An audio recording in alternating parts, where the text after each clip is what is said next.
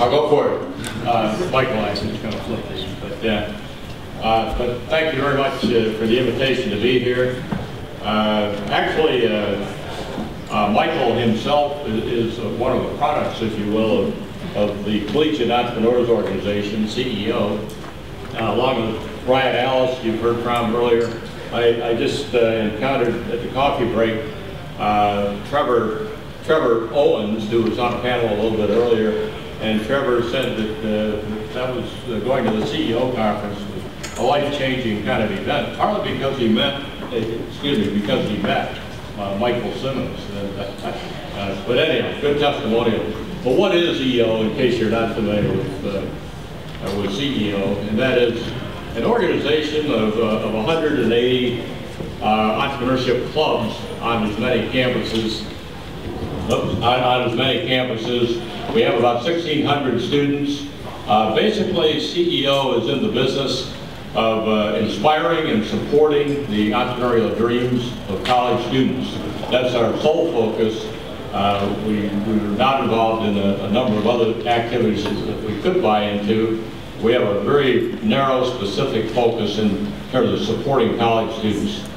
But as Mike Morris at the SASB meeting last month said, he really raised the question, will our new legitimacy, referring to academia, will our new legitimacy in academia tame us? And my answer to that is hell no. Each of you can answer that question for yourself, but it's very definitely, I think, hell no. And as Doug Mellinger was saying this morning, look for the slide there, Michael, as Doug Mellinger was saying, we're still in a revolution. The revolution is not over. We could probably draw some analogies with the situation in Egypt. We both have a long ways to go before we harvest the real rewards. That's the slide there. Yeah. Let me conclude in the interest of time with the reference to the entrepreneurship education market. To my way of thinking, and again, very consistent with what Doug Mellinger was saying this morning, our focus today really could be, perhaps should be, on collaboration. I'm looking at market positioning of each one of our programs that serve, in this case, college students, and deciding, we probably shouldn't use the word collude, but how can we serve and reach more students than we do currently by working together? Instead of many thousands, and today we've been hearing about even millions, but instead of many, many thousands of students that we reach, we can strive to reach millions.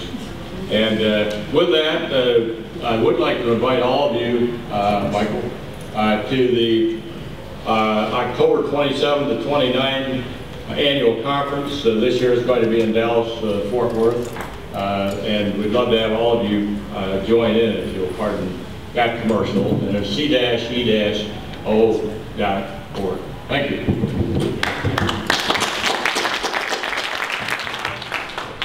All right, the big mystery is whose slides are going to come up next. Not mine.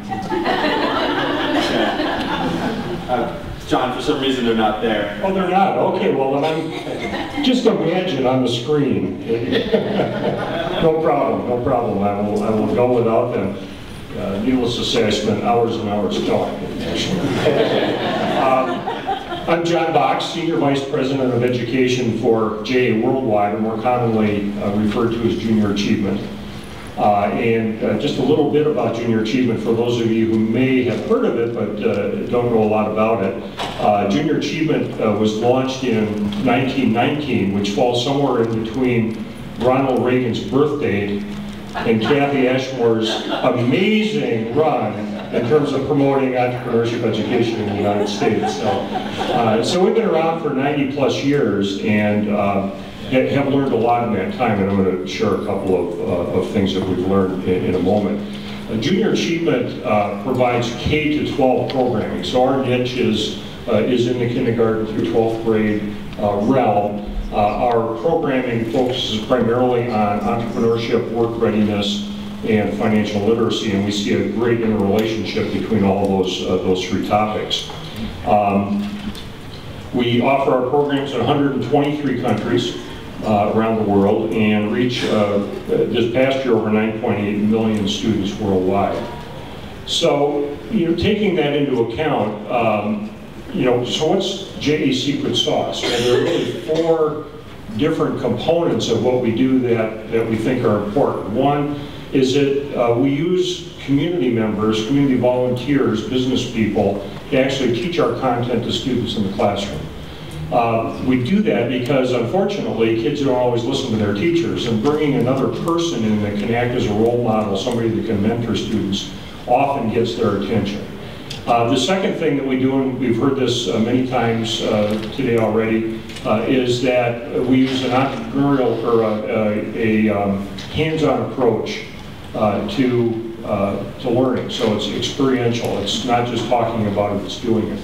The third is that we use a sequential curriculum, and I'm going to talk about that a little more in a second. And then finally, we do focus on knowledge gain, and we focus on skill development, but we also focus on attitudes and behaviors. So let me circle back and talk a little bit about those last 2. The whole notion of a sequential curriculum. The content that you teach, and this I hope is applicable to anybody that's providing at least K-12 programming, but probably beyond that as well, that the content you teach has to be relevant to the kids that you're teaching. That's a no-brainer. And what we've learned over the years is that the program needs to be sequential in the sense that it's never too early to start teaching young people these skills. So as I've taught our kindergarten program, I love kindergarten because the kids come up and they grab you by the ankles, when you're done they don't want you to leave. But we start teaching young people about entrepreneurship in kindergarten. They learn about what a business is. And then each year subsequent to that, we have an approach called the spiraling curriculum. So we reintroduce the same concepts year after year after year, but at a developmentally appropriate level. So obviously, high school level, you're going to be a little more sophisticated than you are at the kindergarten level. But I think one of the factors that a lot of people overlook, and something that I would recommend to anybody that's providing programming, is that you need to look back and you need to ask the students, is this meaningful to you? Is this relevant? Is this engaging? Is this turning you on? Is this making you think differently than you did before? So the whole notion of whatever curriculum, whatever grade level, making sure that it's sequential, that one builds on the other, and they actually loop back and listen to your customers. More importantly, though, one of the things that Junior Achievement tries to do is teach content and teach skills, but also teach that entrepreneurial spirit, because we know it's the attitudes that we change in the classroom is going to be much more lasting than the facts kids might learn in a program. And as we've done longitudinal studies and retrospectively look back at our former students, we know that addressing those attitudes, providing in young people the feeling of self-efficacy that they know they can succeed and do it, has really paid off in the long run. So in the end, the secret sauce in anybody's program is bridging the gap between what kids are learning in the high school classroom, the elementary classroom, the college classroom, and how that applies to their real lives. So with that, I'll pass that on. All right, good afternoon. My name is Morgan Clevenger, and I'm the Regional Vice President for SITE in the United States. I think earlier Doug and Reba both talked about the practical application of higher education information, and really I think that's what SITE is all about. Our opportunities for students to take what they're learning in the classroom to go out into their communities and apply what they've learned. Along the way, they're also developing themselves. They're learning leadership skills, communication skills, and project management skills. SITE is a global nonprofit organization. We're currently in 39 countries, active in about 1,500 college and university campuses. Here in the United States, we have about 600 active programs. SITE, many of you have known SITE, but we're currently under a new 10-year strategic plan, and we have a single new criterion, which is considering the relevant economic, social, and environmental factors, which SITE team must effectively empower people in need by applying business and economic concepts and an entrepreneurial approach to improve their quality of life and standard of living. So probably 250 Fortune 500 companies sponsor SIFE, along with another 100 foundations and individual philanthropists.